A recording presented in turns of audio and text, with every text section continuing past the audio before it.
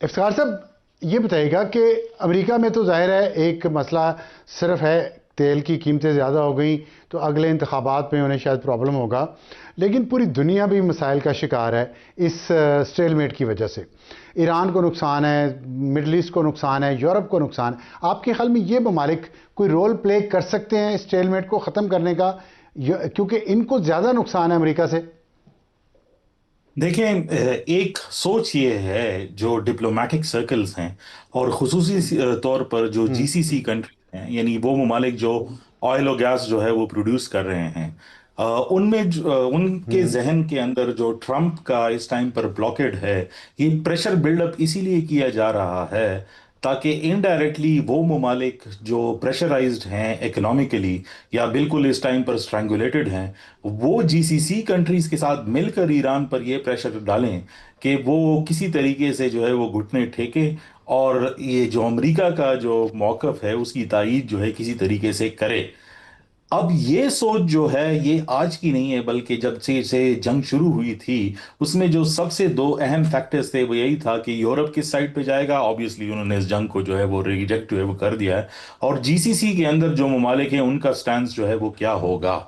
मैं ये समझता हूं अफसार साहब, जिस तरफ जो है जिस बात का जो है आप इशारा कर रहे हैं, ग्लोबल इकोनॉमिक जो सिचुएशन हम्म। है, अगर तो आप पिछले 3 हफ्ते की डेवलपमेंट्स जो है वो देख लें, उसके अंदर जिस तरह ममालिक, चाहे सऊदी अरेबिया जो है वो बैठकर हुसीस के साथ बात कर रहा है, या यूएई जो है वो दोबारा यमन हम्म। की तरफ पाइपलाइन का जोर कर रहा है, या इवन पाकिस्तान के अंदर ये डिस्पाइट द फैक्ट कि उसको एक एक ऐसे मेजर के तौर पे पेश किया जा रहा है जो 6 नए रूट्स ईरान की तरफ जो है वो खोले गए हैं कि ये बेसिकली कॉन्फिडेंस बिल्डिंग मेजर्स के लिए है। लेकिन ये सारे ममालिक ये जानते हैं हम्म। कि शायद ये एक प्रोट्रैक्टेड कॉन्फ्लिक्ट की तरफ जाएगा, इसलिए हर कोई ऑल्टरनेट रूट्स की तलाशी जो है वो कर रहा है इस टाइम पर।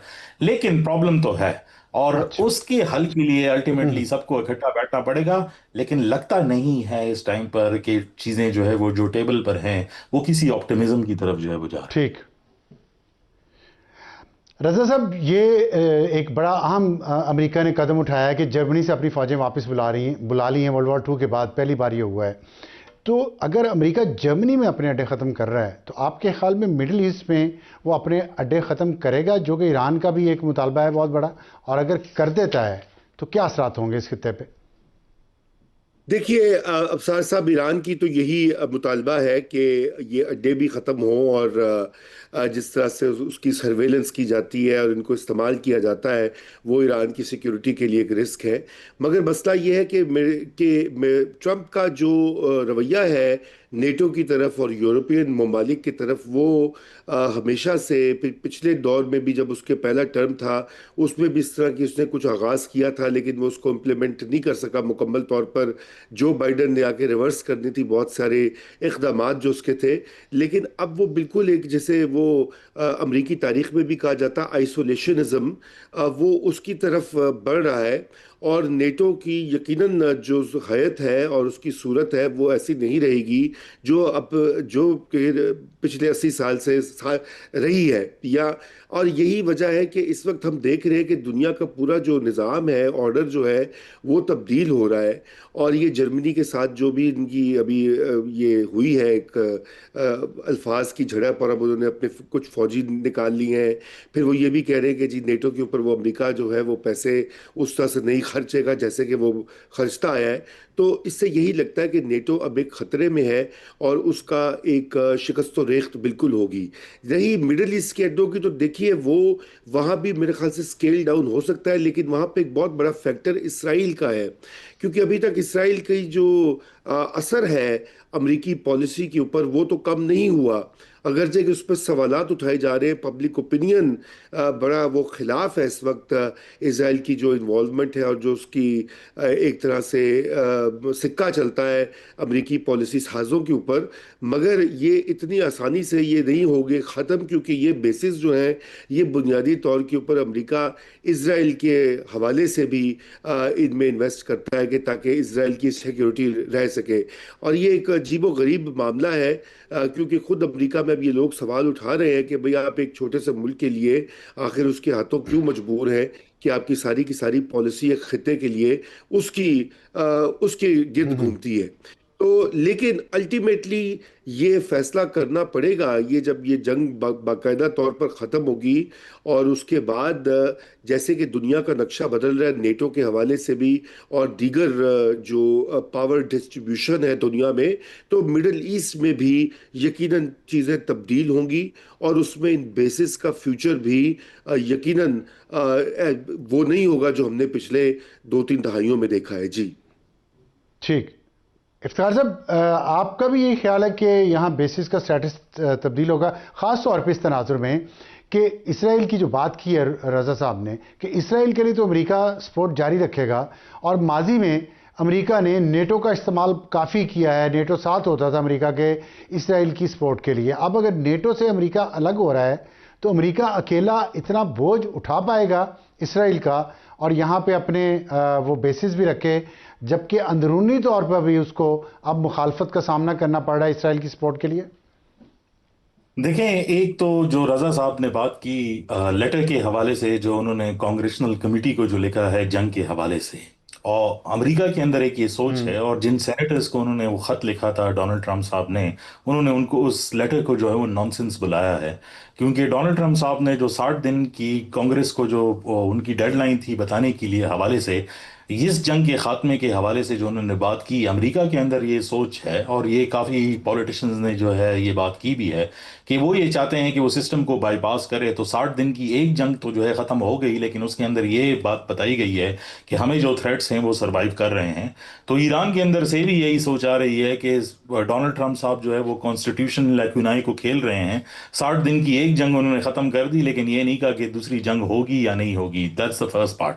दूसरा, जो आप इसराइल के हवाले से बात कर रहे हैं और नेटो की जो सप्लाई चेन थी इन ममालिक के लिए, उसके अंदर ये बात मैं ज़रूरी समझता हूँ कि जो नया ऑर्डर क्रिएट हो रहा है उसके अंदर हम माइनस नेटो जो है वो सोच रहे हैं, और पता नहीं नेटो का अपना फ्यूचर जो है वो क्या है। सिमिलरली अगर आप गल्फ ममालिक को देख लें तो वहाँ पर ओपेक और जीसीसी जैसे एंटिटीज जो थी उनका खात्मा भी हो रहा है। लेकिन इसराइल की सपोर्ट मिडिल ईस्ट के अंदर आपको नजर आ रही है, और यूएई ने बहुत क्लियरली इस हवाले से जो है वो बात की है। ये बड़ी दरअसल बात नहीं होगी। जो नई डिफेंस ट्रीटीज होंगी उसमें शायद बहुत सारे मुस्लिम ममालिक उनको रिकग्नाइज करके जो है उनके अम्ब्रेला के नीचे जाने की कोशिश करेंगे, और वो नजर भी आ रहा है। और आपने अफगानिस्तान का जो है वो जिक्र जो किया, पाकिस्तानी स्टेट की जो एक अंडरस्टैंडिंग है उस हवाले से ये बात भी क्लैरिटी है कि जब ये पुराने जियोग्राफिकल लाइंस अंडर क्वेश्चन आएंगे तो जो अफगानिस्तान बॉर्डर के ऊपर जो दरअंदाजी कर रहा है उसको आप फिर लिंक डी लिंक नहीं कर सकते। जो मेजर जो इस टाइम पर डेवलपमेंट्स हो, अफगानिस्तान भी उस तौर पर इस्तेमाल होगा। लिहाजा जब तक अफगानिस्तान के अंदर जो आग लगाई गई है वो ठंडी नहीं होती, ये इस बात का इंडिकेटर होगा कि बाकी बॉर्डर्स मीना रीजन के अंदर जो मिडिल ईस्ट और नॉर्थ अफ्रीका के हैं वो भी ठंडे नहीं होंगे। ठीक। रज़ा साहब, आखिर में ये बता दें कि ये जो अभी इफ्तिखार फिरदौस साहब जो नक्शा खींचा है और इसमें जो उन्होंने बात की है कि रीजनल कंट्रीज़ भी इसराइल को सपोर्ट करें, यूएई का नाम लिया उन्होंने, तो अगर रीजनल कंट्रीज़ इसराइल की सपोर्ट करें और अमेरिकन बेसिस ना हो तो क्या इसराइल फिर भी पोटेंट पावर रह सकता है इस मिडिल ईस्ट में? देखिए, इसराइल की पावर जो है उसकी बहुत सा जो हिस्सा वो उसको जो सपोर्ट मिलती है अमेरिका और यूरोपियन ममालिक से, सिफारती भी, सियासी भी, माली भी, हर तरह से। देखिए ना, जर्मनी आज तक जो है हर साल उनको वो मुआवजा अदा करता है, कॉम्पनसेशन करता है जो हॉलोकॉस्ट हुआ था। और जी जी। अमेरिका सबसे ज़्यादा जिसे एक अगर कोई मुल्क है जिसको उसको इमदाद मुस्तकिल मिलती रही है तो वो इसराइल है। और यही वजह जी है कि जी। इतनी छोटी सी आबादी और खिता होने के बावजूद उसकी ताकत जो है वो वहाँ पर मौजूद है। इस वक्त गल्फ ममालिक में, बल्कि आज भी चैटम हाउस जो बरतानिया का एक मशहूर थिंक टैंक है, उनकी भी अभी रिपोर्ट कुछ देर पहले मैं देख रहा था कि वो भी अब ये कह रहे हैं कि सऊदी अरेबिया जो है वो उसका व्यू इसराइल पर बिल्कुल अब मुख्तलिफ हो चुका है यूएई की वजह से।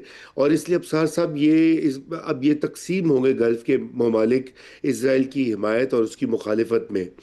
ये अभी तो जो डस्ट सेटल होती है, और जैसे मैंने अर्ज किया कि एक नई किस्म की एक सिक्योरिटी आर्किटेक्चर जो है मिडिल ईस्ट में वो तरतीब पाएगा।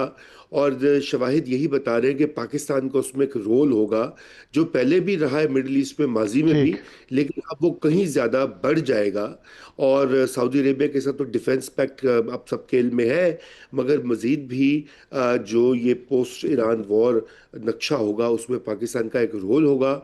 और इसराइल की वो वाली शायद ताकत या कुव्वत तो उस तरह से नहीं रहेगी, क्योंकि पब्लिक ओपिनियन जो है दुनिया भर में, खसूसन यूरोप और अमेरिका में, वो इसराइल के खिलाफ हो रहा है। जब तक वो पॉलिसी में बदलता है उसमें कुछ टाइम लगता है, लेकिन वो यकीनन पॉलिसी ठीक। को भी असरअंदाज करता है। जी, बहुत शुक्रिया रजा अहमद रूमी फिरदौस साहब हमसे बात करने का।